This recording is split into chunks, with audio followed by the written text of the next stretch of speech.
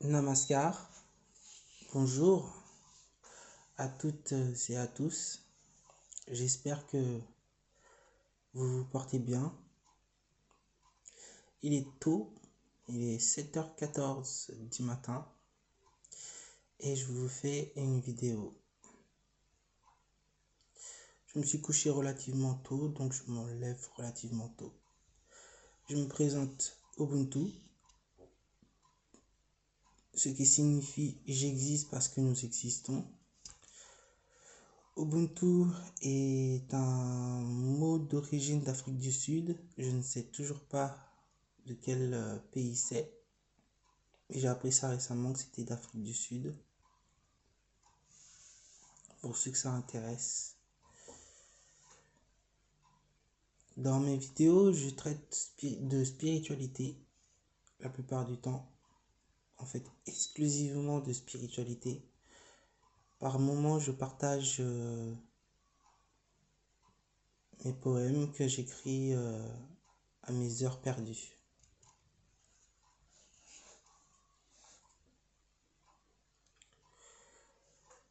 Mon message est comme dans toutes mes vidéos, toujours le même, à ceux qui se portent bien, de rester vigilants à leur état de conscience, à leurs émotions et à leurs pensées.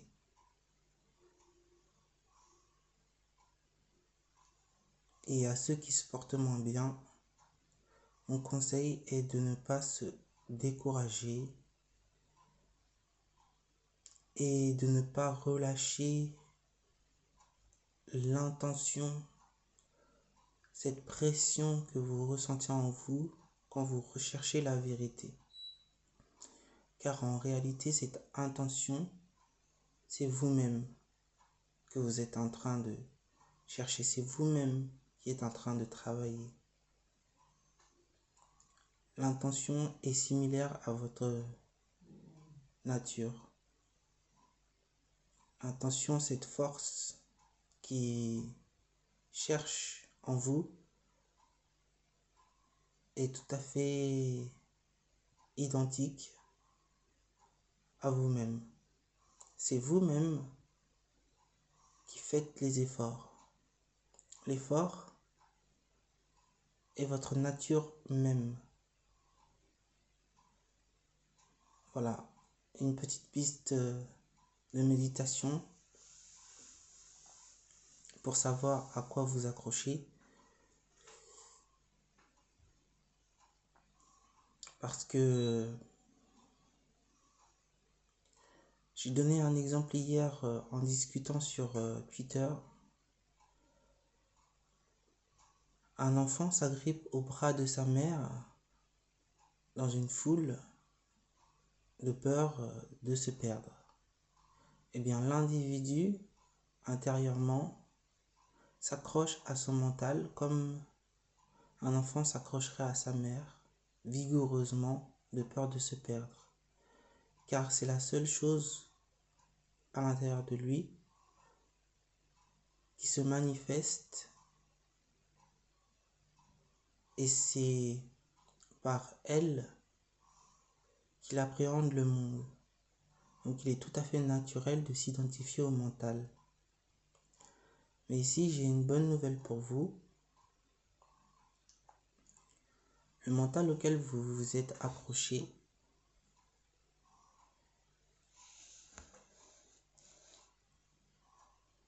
je vais le dire grossièrement, ce n'est pas vous. Ce mental est une des formes que la vie a pris.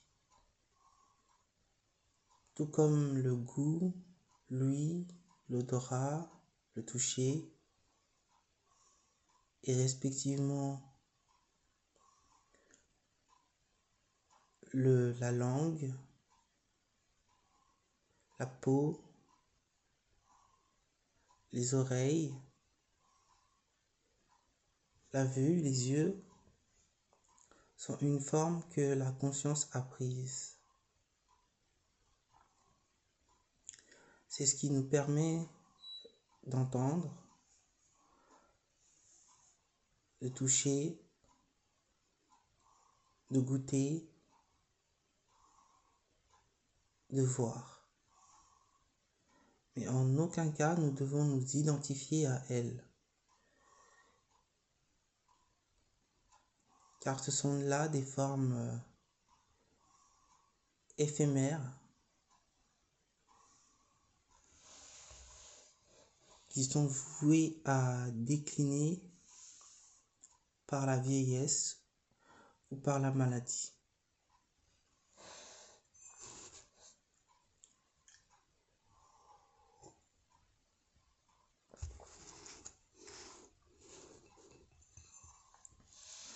Donc l'humain s'identifie à tort à son mental et à ses 5 sens et à ses 5 organes de sens qui sont la vue, l'odorat, l'ouïe, le toucher et le mental.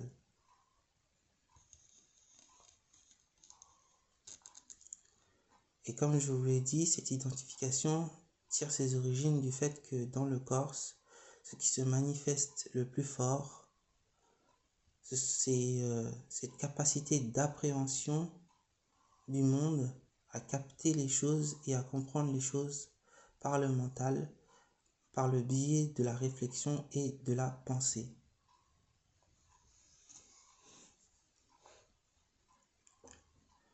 Donc j'ai une bonne nouvelle, vous n'êtes pas tout ça. Vous n'êtes rien de tout ça, bien que tout cela soit la conscience. Mais ce que vous devez retenir, c'est que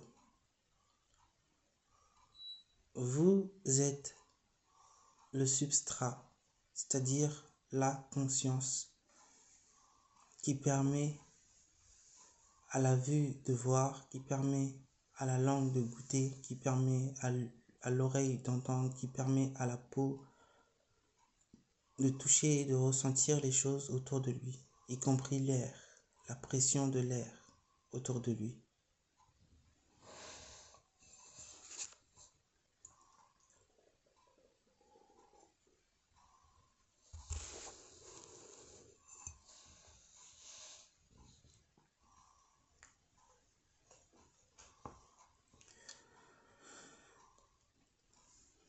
Je ne sais pas encore comment je vais intituler cette vidéo. Je verrai bien comment cela se présente. J'espère que la vidéo va vous plaire, que cela va titiller vos sens et stimuler votre réflexion. Je parle doucement parce que je ne suis pas seul, je suis avec un ami qui est en train de dormir à l'heure actuelle, on est dans la même pièce. Lumière grande allumée, mais cela ne le dérange pas pour dormir. Je sais, c'est un peu égoïste de ma part, mais l'humain est un peu égoïste. Ce n'est pas une excuse du tout. Non.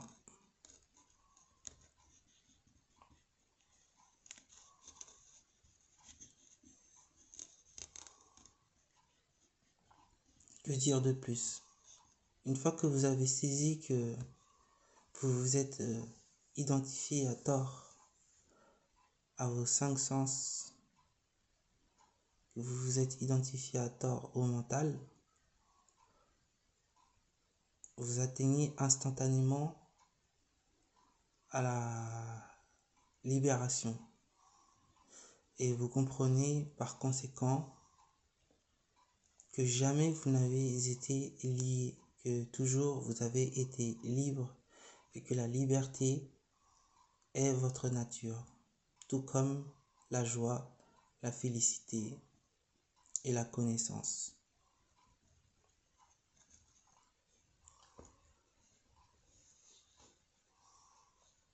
Vous comprendrez en réalisant que vous n'êtes pas vos 5 sens, que vous n'êtes pas le mental, qu'il n'y a que la conscience, que la vie est la seule entité réelle, qu'il n'y a pas de mort, que vous n'êtes jamais né, car la conscience existe de toute éternité.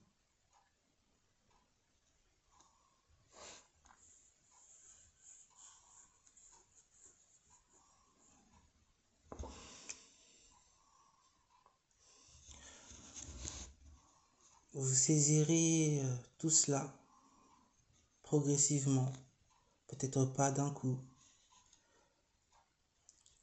mais vous le saisirez.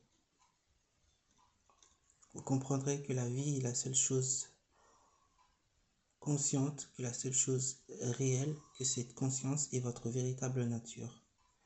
Et que par conséquent, cette nature, cette conscience, n'est liée et n'est rattachée à aucune chose que la vue perçoit, que lui entend, que le goût goûte, que la peau touche et que le mental saisit.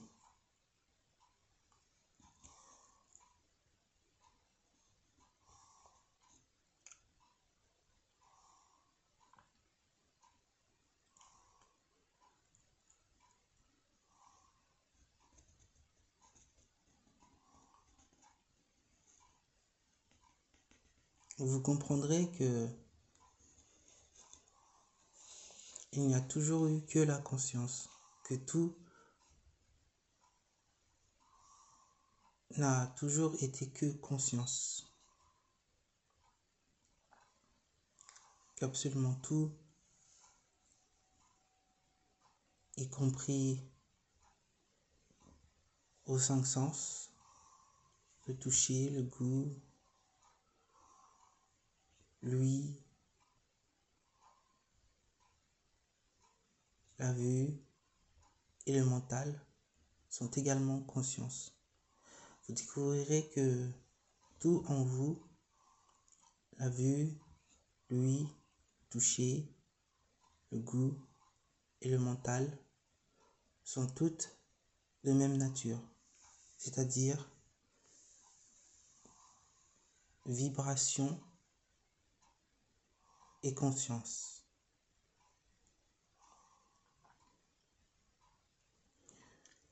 D'après les Upanishads, là je rentre dans un sujet que je ne maîtrise pas trop encore parce que j'en suis au tout début du livre.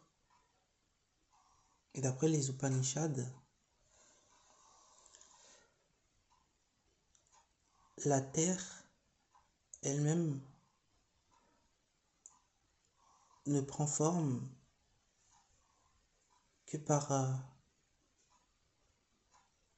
la force engendrée par la conscience, que c'est une vibration, que tout est vibration, que toute chose prend forme par la force de la conscience, toute chose perceptible par nos yeux, par nos cinq sens et par le mental lui-même prend forme par la force de la conscience. Bon, je m'en sors plutôt pas mal.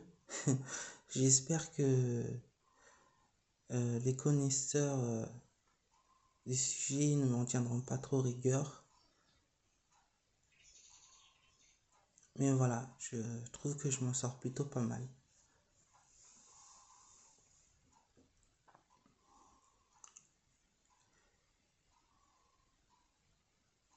La conscience sera certainement le sujet de cette vidéo, tout au long de cette vidéo, parce que c'est la seule chose essentielle à connaître, parce que non seulement c'est ce que vous êtes cette vibration, mais en plus, une fois que vous savez cela, vous connaissez tout le reste. car tout le reste, comme je vous l'ai précédemment dit, est conscience. Tout ce que vous percevez par vos yeux, par l'oreille, par le goût, par le toucher, et ce que vous percevez par le mental est conscience. Tout, absolument tout. Tout est conscience. Ça va du grain de sable aux plantes, aux humains, aux animaux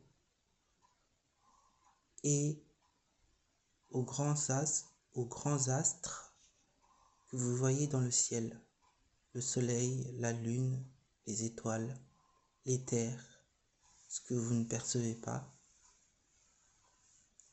le souffle, le prana, tout ça, c'est la parole elle-même, c'est la conscience.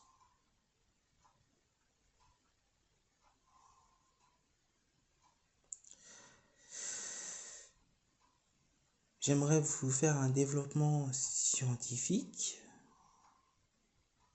mais tout cela est dû à mon expérience et à mes séances de méditation, et à mes longues séances de méditation pour percer le voile de la réalité, parce que il fut un temps où je ne percevais même pas directement les objets que je voyais sous mes yeux. Un objet perdu, par exemple, comme les clés d'une voiture, pouvait être sous mes yeux et je ne le percevais pas parce que j'étais tellement absorbé par le mental que je ne voyais pas directement ce qui apparaissait sous mes yeux. Le mental et les 5 organes des sens sont ce voile qui nous cache la conscience, qui nous cache l'état originel de toute chose. Et le mental, ainsi que les 5 organes des sens, ainsi que les 4 autres organes des sens, sont ce voile.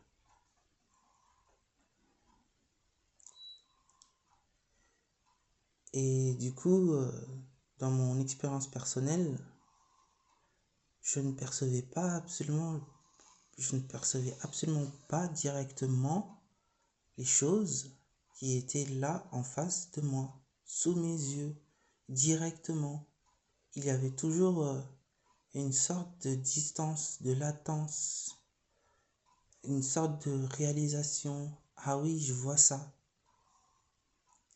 Mais c'était pas perçu directement par ce qui cherche à l'intérieur de moi. C'était comme flou. Ma vision était comme floue. Alors que j'avais une très bonne vision. À l'armée, j'ai été tireur de précision. J'avais 12 sur 12 à mes 2 yeux. Et à cette époque, j'étais pas encore aussi conscient de mon être que je le suis aujourd'hui. Avec la concentration, on perçoit les choses, mais si on gratte un peu sous la couche, on réalise que les choses que l'on perçoit, on ne les perçoit pas directement du fait du mental qui nous floute la vision, qui nous floute la réflexion, qui nous floute même le goût et la toucher, et le toucher. Vous pouvez l'observer en vous, ça. Si vous êtes tellement absorbé par votre mental, vous pouvez l'observer en vous. Il y a comme un voile sur vos yeux. Il y a comme un voile sur vos oreilles. qu'il y a comme un voile sur votre toucher, votre peau, qu'il y a comme un voile sur votre goût qui vous empêche d'expérimenter l'instant présent, qui vous empêche d'expérimenter les choses en direct et pas en interféré, qui vous permet d'expérimenter empiriquement la vie sans intermédiaire.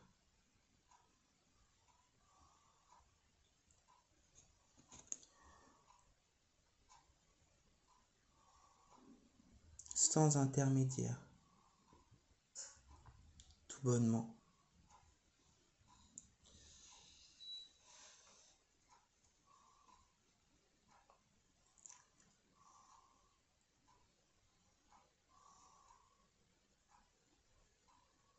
Le mental qui a pris forme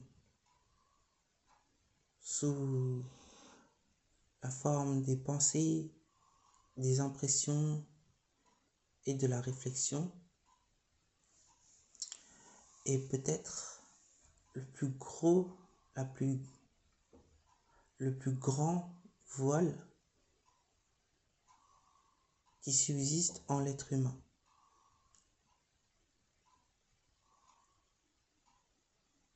C'est peut-être le plus grand voile qui subsiste en l'être humain, en l'homme ou en la femme.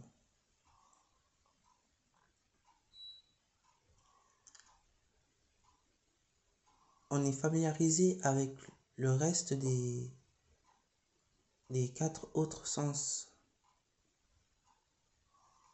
mais avec le mental, on a du mal à le saisir, on a du mal à le comprendre.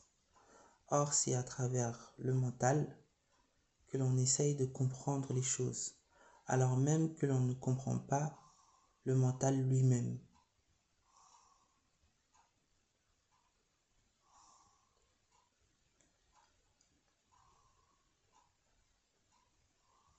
Hier, je discutais sur Twitter, sur X, comme diraient les jeunes d'aujourd'hui,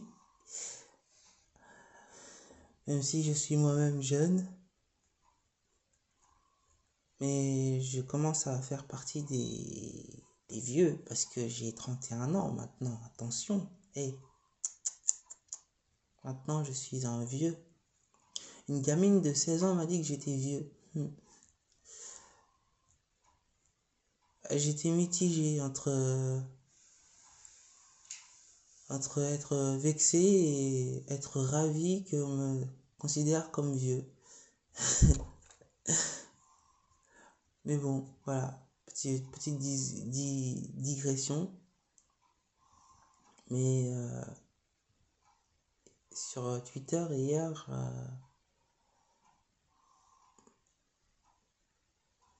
durant une discussion sur un space,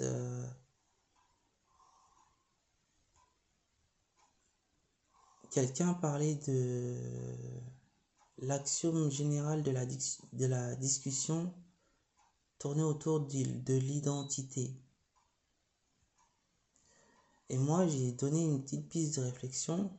Je ne sais pas si cela a été saisi comme j'aurais aimé qu'il soit saisi, mais j'ai donné une petite piste de réflexion en disant, écoutez, on parle d'identité nationale, on parle d'un récit national, mais comment agglomérer des personnes qui ignorent leur véritable identité?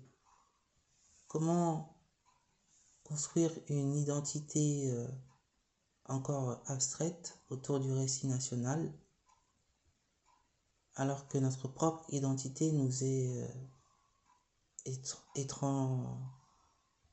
étrangère. Donc j'ai posé cette question et je vous repose cette question à vous. Si vous êtes versé dans la politique, mais que vous avez l'esprit ouvert sur la spiritualité, vous comprendrez le lien direct entre l'identité individuelle et l'identité que pourrait prendre une nation.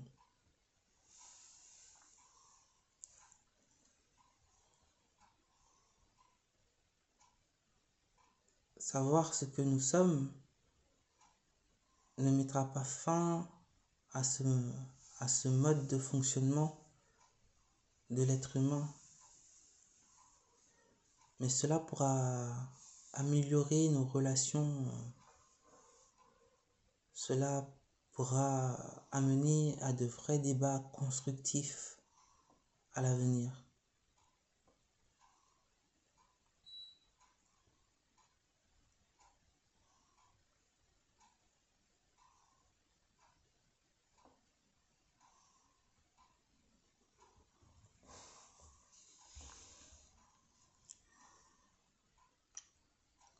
Donc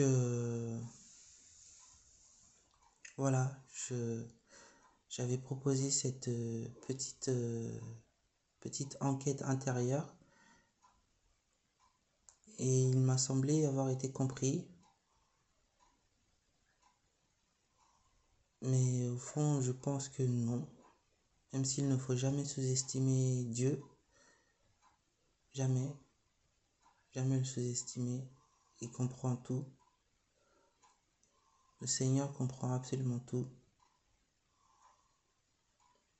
Mais c'est vrai que l'individu comprend les choses en différé, en latence, et ne perçoit pas forcément la profondeur des paroles et des sens qu'ils émettent entre les lignes. Surtout si la personne a un vocabulaire riche et complexe. Il faut savoir lire entre les lignes.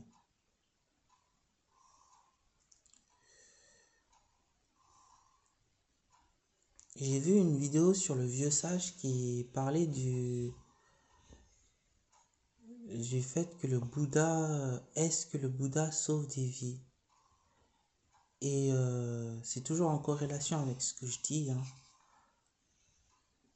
Et la réponse à cette question, je m'en doutais plus ou moins, mais il y avait deux pistes qui s'offraient à moi. L'une était que non, puisque tout est la conscience, y compris le Bouddha, que une fois qu'on réalise que tout est la conscience, on réalise que toujours nous avons été les seuls. Je dis les seuls.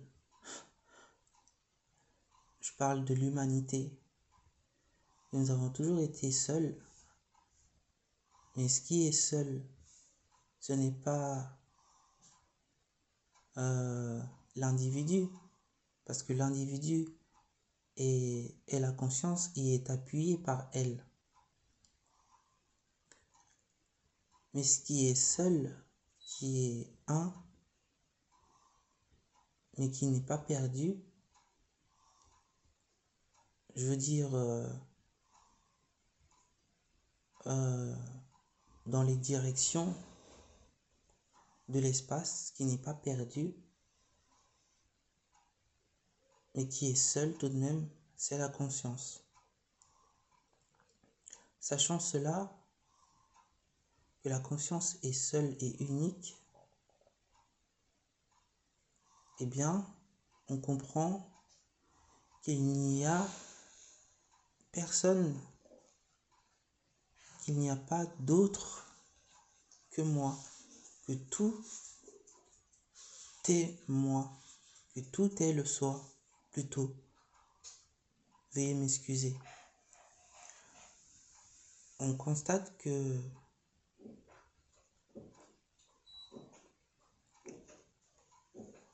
que je suis et que tu es de même nature.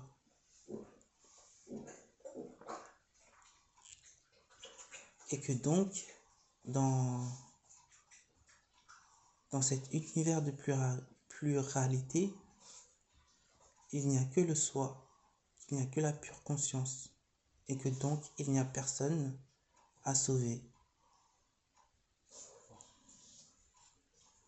Et la deuxième piste, et je viens de comprendre maintenant pourquoi je pensais cela, la deuxième piste c'était que je considérais que c'était possible que le Bouddha sauve des vies dans le sens où l'on se met du point de vue de la subjectivité et non de l'objectivité. L'objectivité étant une observation globale et consciente des choses. Et la subjectivité étant une perception individuelle et parfois restreinte des choses. La subjectivité peut être pertinente parfois, mais elle est souvent limitante. Elle limite souvent le monde à notre compréhension et à nos capacités de compréhension.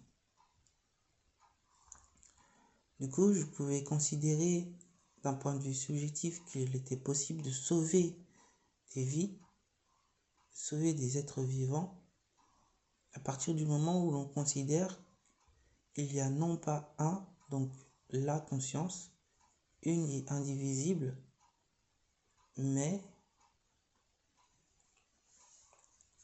qu'il y a l'autre. Et à partir du moment où on considère qu'il y a l'autre, on peut considérer que l'autre peut être sauvé ou doit être sauvé. Or, je vous l'ai expliqué précédemment, il n'y a que le soi, et cela seul est la vérité. Il n'y a pas d'autre à proprement parlant. Il n'y a pas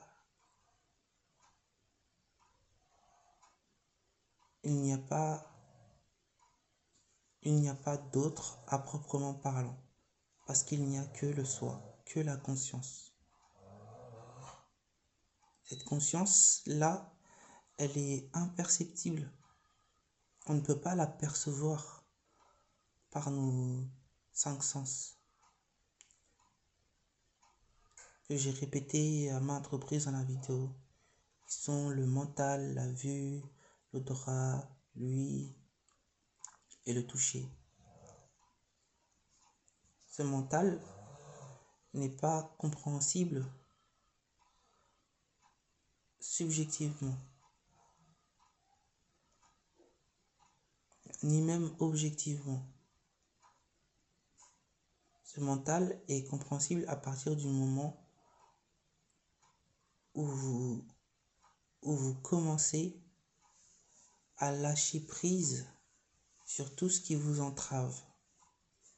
Ce mental est perceptible non pas par la vision directe, mais je dirais par la vision intérieure,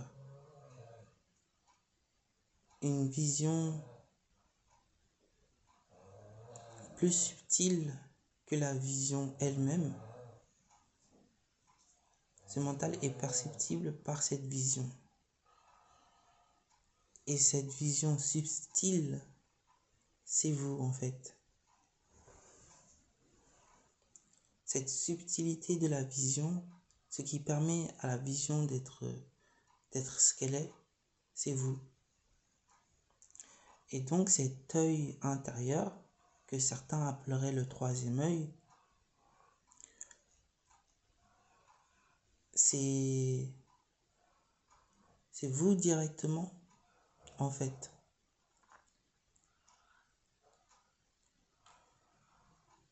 C'est vous directement. Et comme je disais au début de la vidéo, celui qui fait l'effort de vision intérieure, celui qui fait l'effort de réflexion intérieure, celui qui fait l'effort de commentaires et de jugement à l'intérieur de nous-mêmes, c'est nous-mêmes. C'est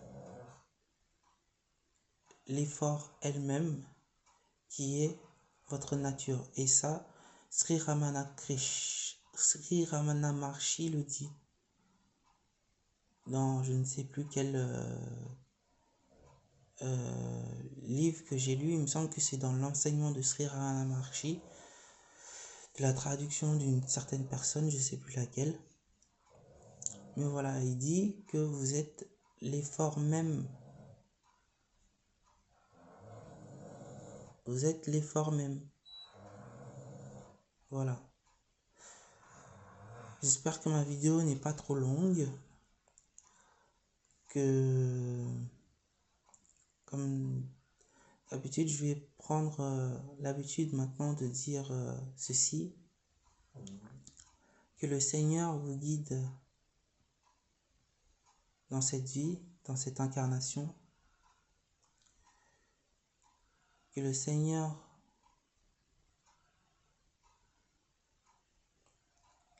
puisse vous octroyer la joie et la félicité de vous connaître dans cette vie. Que le Seigneur guide mes paroles afin que mes paroles puissent vous éclaircir l'esprit. Rendons-lui grâce et chaque matin, si vous n'avez pas le réflexe, c'est une habitude, vous pouvez simplement le remercier pour cette belle et magnifique journée qui nous est encore offerte. Vous pouvez simplement le remercier.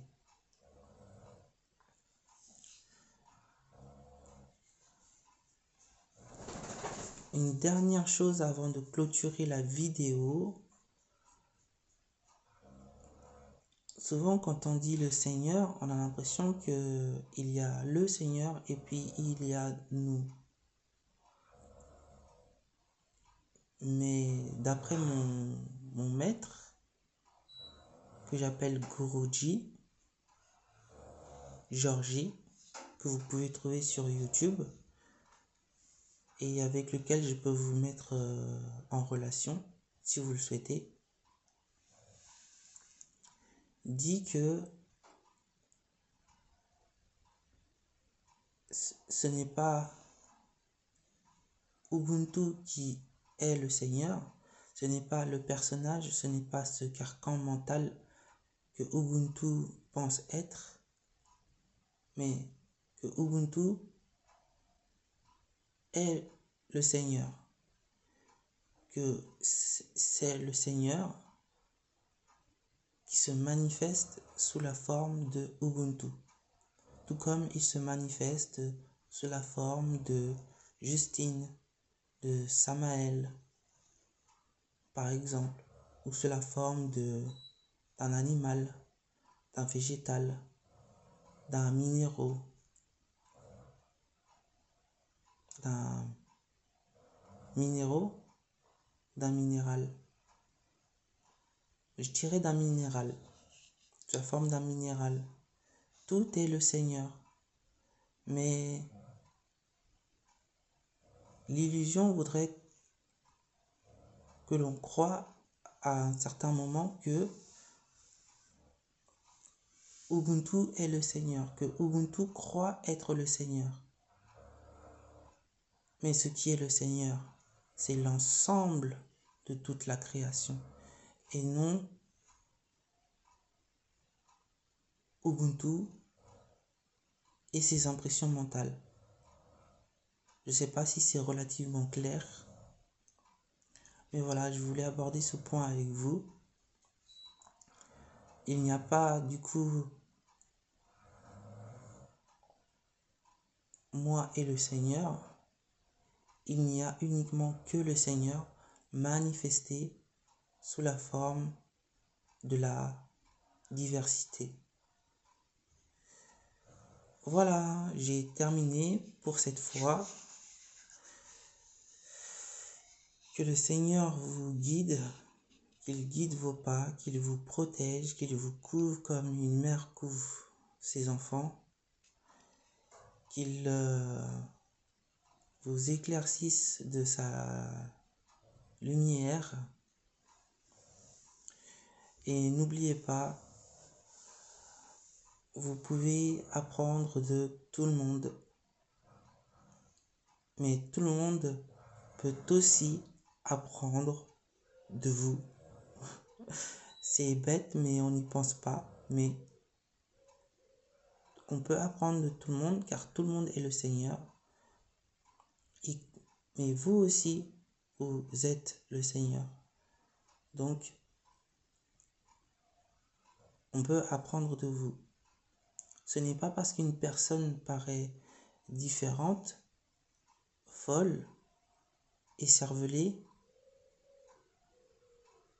que vous n'avez rien à apprendre d'elle. De même, ce n'est pas parce qu'une personne est désagréable, méchante, que vous n'avez rien à apprendre de ces personnes. En fait, il ne faut négliger personne, parce que vous pouvez apprendre de tous. Tout comme tous peuvent apprendre de vous, quel que soit votre comportement. Voilà, j'ai fini cette fois-ci. Namaskar. Merci de m'avoir écouté jusqu'au bout de cette longue vidéo. J'espère que cela vous éclaircira, que cela vous plaît, que ce que vous entendez vous plaît, que ça sonne bien à vos oreilles et que par sa grâce, vous aurez la joie et la félicité de vous connaître dans cette vie. Allez, salut à tout le monde, namaskar, namasté, et bonjour à tous ceux qui se lèvent, ou bonsoir à tous ceux qui me découvrent au soir. À bientôt, salut!